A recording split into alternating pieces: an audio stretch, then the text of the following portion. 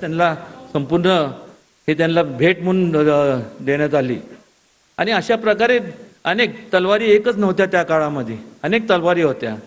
त्याच प्रकारे हे सुद्धा वाघनख हे त्याचंच प्रतीक आहे. म्हणजे हे ओरिजिनल म्हणजे जे अनेक असतात त्यापैकीच आहे आणि त्याचे नोंद इतिहासात आहे.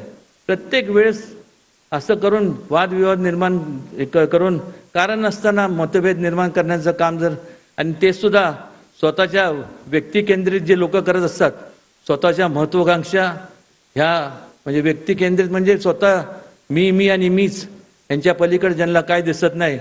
आज या ठिकाणी आवर्जून मला सांगावंसं वाटतं की महायुतीच्या माध्यमातून अनेक ह्या संपूर्ण महाराजांच्या संदर्भात 350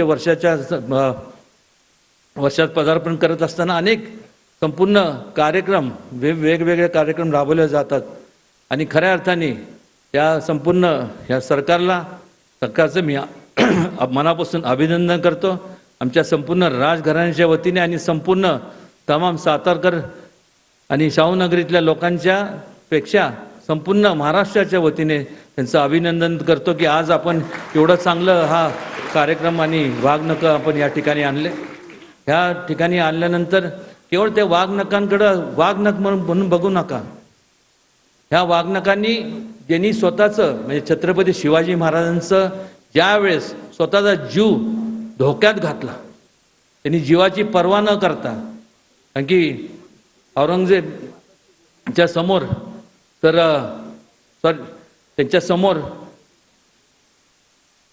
त्यांचं फारसं काय म्हणजे त्यांची उंची पण तेवढी नव्हती, पण त्यावेळेस त्यांनी स्वतःचा जीव धोक्यात घालून संपूर्ण फक्त एकच त्यांच्या समोर एक विचार होता की लोकांचं भलं व्हावं, माझा जीव गेला तरी चालेल. आणि त्यामुळं अशा एका व्यक्तीच्या बाबतीत जेव्हा वाघनख इथे आणले जातात त्याचं पूजन करण्याच्या ऐवजी वादविवाद कृपया करून कोणी निर्माण करू नये. आवर्जून या ठिकाणी मला या संबंधित लोकांना सांगावं असं वाटतं. आणि आज या ठिकाणी आज हे संपूर्ण मान्यवर या ठिकाणी आल्याबद्दल सगळ्यांचं मनापासून स्वागत करतो पुन्हा एकदा आणि त्यांचे मनापासून आभार मानतो. जय हिंद, जय महाराष्ट्र. धन्यवाद. यानंतर मी सातारा जिल्ह्यात